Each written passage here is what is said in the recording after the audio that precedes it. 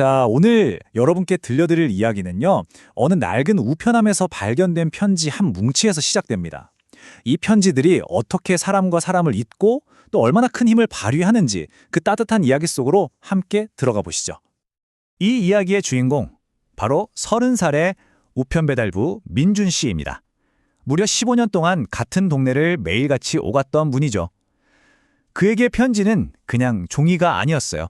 그의 말처럼 세상에 가장 소중한 마음들이 담긴 그릇이었던 거죠. 자, 이야기의 1막입니다. 수수께끼 같은 발견. 정말 평소랑 다를 게 하나도 없던 어느 날이었어요. 민준 씨는 늘 그랬듯이 117분지 집 앞에 섰는데 바로 이 순간 그의 평범했던 하루가 완전히 뒤바뀌게 됩니다. 아니, 우편함을 봤는데 이게 뭔가요? 터져 나갈 것처럼 가득 차 있는 거예요. 민준 씨도 15년 동안 이런 건 처음 봤다고 해요. 그런데 더 놀라운 건 이 모든 편지를 받는 사람이 딱 한 명, 바로 김영희 할머니였다는 거죠. 편지가 세어보니까 무려 47통이었습니다. 47통. 그런데 더 이상한 건 보낸 사람이 전부 달랐다는 거예요. 대체 무슨 사연이 있는 걸까요? 이 숫자 47은 이 이야기 전체를 관통하는 거대한 미스터리의 시작이었습니다. 민준 씨는 혹시나 해서 초인종을 눌러봤지만 아무 대답도 없었죠. 바로 그때 옆집 아주머니가 나오면서 정말 청천벽력 같은 소식을 전합니다. 이 편지들의 주인인 김영희 할머니가 사흘 전 홀로 세상을 떠났다는 사실을요. 자, 이제 2막입니다. 편지 속의 목소리들. 그날 밤 민준 씨는 잠을 이룰 수가 없었대요. 그리고 중대한 결심을 합니다. 가족도 없이 외롭게 가신 할머니의 마지막 인사들을 이대로 그냥 둘 수는 없다고, 누군가는 이 47개의 목소리를 들어줘야만 한다고 생각한 거죠. 첫 번째 편지를 열었는데 이런 내용이 있었어요. 20년 전에 길에서 엉엉 울고 있던 중학생한테 할머니가 다가와서 호떡을 사주면서 괜찮다고 위로해 주셨대요. 그 학생이 이제는 아픈 사람들을 돌보는 의사가 되어서 감사의 마음을 전해온 거였죠. 또 다른 편지는요, 30년 전의 기억을 담고 있었습니다. 부모님이 심하게 다투실 때마다 도망치듯 할머니 집으로 달려갔던 한 아이의 이야기였어요.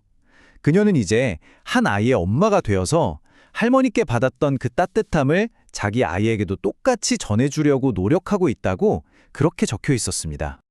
다른 편지들도 다 마찬가지였어요.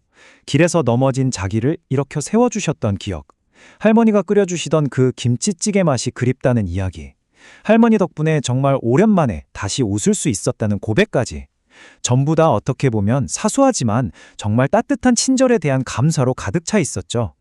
자, 이제 3막입니다. 어렵고도 인간적인 선택. 이제 민준 씨는 정말 깊은 고민에 빠집니다. 편지를 받을 사람은 이제 세상에 없는데 이 진심이 가득 담긴 47통의 편지를 대체 어떻게 해야 할까요? 만약 여러분이라면 어떻게 하시겠어요? 갈등은 아주 명확했습니다. 우체국장님은 원칙을 이야기하죠. 우리는 배달부야. 편지를 전달하는 게 우리 일이지 그 이상도 이하도 아니야. 맞는 말이죠. 하지만 민준 씨 마음속에서는 다른 목소리가 계속 들려왔을 거예요. 아니야, 이건 그냥 편지가 아니잖아. 47명의 진심인데 이걸 이렇게 그냥 묻어버릴 수는 없어. 결국 민준 씨는 결정을 내립니다. 자신의 직업적 의무를 넘어서는 아주 인간적인 선택을 한 거죠. 이 편지를 쓴 사람들이 자신들의 그 따뜻한 마음이 할머니에게 얼마나 큰 의미였는지, 그리고 어떤 기적을 만들었는지 반드시 알아야만 한다고 말이죠. 자, 4막입니다. 47명의 낯선 이들을 연결하다. 결심을 굳힌 민준 씨는 곧바로 행동에 옮깁니다. 47명의 낯선 사람들을 하나로 연결하기 위한 위대한 여정. 그 첫 번째 시작은 바로 편지의 주인공 중 한 명이었던 의사 김성호 씨를 찾아가는 것이었습니다. 그의 계획은 아주 단순하지만 정말 강력했어요. 먼저 편지 속에 담긴 마음들을 하나하나 다 확인하고요. 주소를 따라 보낸 사람들을 직접 찾아가는 거죠. 그리고 그분들에게 영희 할머니의 소식과 다른 사람들의 이야기도 함께 전해주는 겁니다. 그리고 마지막으로 모두를 한자리에 모으는 것, 할머니를 함께 기억하고 그들의 감사가 결코 헛되지 않았다는 걸 알려주기 위해서였죠. 의사 김성호 씨를 만난 민준 씨는 이 결정적인 한마디를 건넵니다. 선생님, 혼자가 아니에요. 선생님처럼 감사 편지를 보낸 분이 46명이나 더 있어요. 이 말을 듣는 순간 할머니를 향한 감사의 마음들이 하나로 모여서 다 함께 할머니를 추억하는 모임을 만들자는 아이디어로 발전하게 된 겁니다. 그리고 마침내 5막, 증식하는 친절입니다.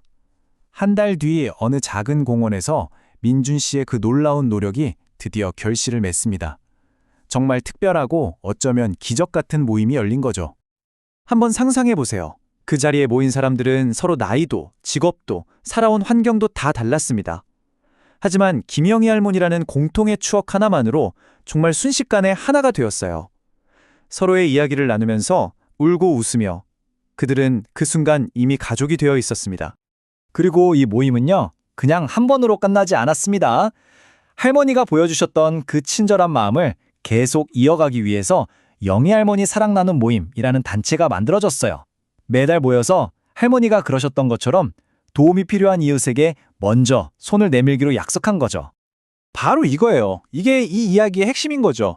김영희 할머니는 세상을 떠났지만 할머니가 세상에 뿌린 사랑은 사라지지 않았습니다.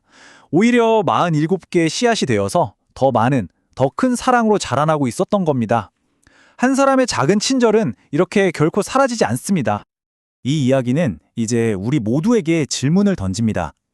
당신은 누구에게 감사 편지를 쓰고 싶으신가요?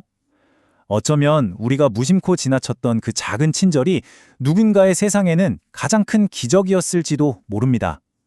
너무 늦기 전에 그 소중한 마음을 한번 전해보는 건 어떨까요?